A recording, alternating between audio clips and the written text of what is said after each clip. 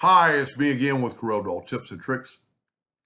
A little text effect that's pretty cool. Now, I don't know how many words you could do with this, but we're going to do this run again. I'm going to use capital letters, and I'm going to use a thick font. I'm going to use Arial Black, and then I'm going to left click, right click, and go up to Object and break it apart. And actually, I'm going to take it and convert them to a curve, because if they're a text, they will not cut.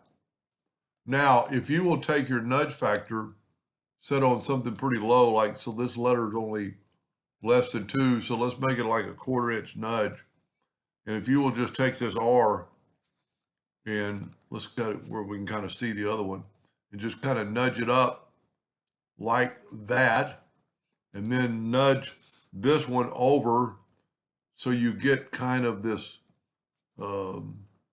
effect with this curve. And I really want it to be right on the edge.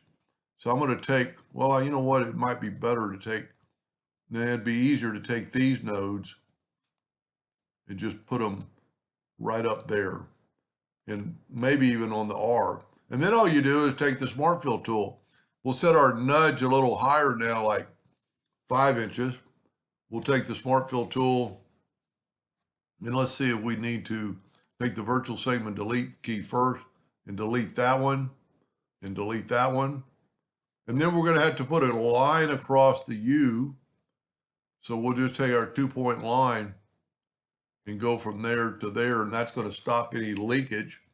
Now we're going to take the R, move it down, and just fill in the center of the U, and then fill in the N like that.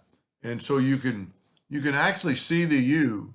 It's not really there, and you could still, change it around and nudge it over a little bit. Set my nudge factor on like 0.1 again or less. Whoop. Just kind of nudge that over, and then nudge that over to your heart's content. Kind of a cool, I don't know what other words you could do. I just saw this on a logo, and I thought that's pretty cool. I like my new one better because I've got a little step right there, and where this one is sharper.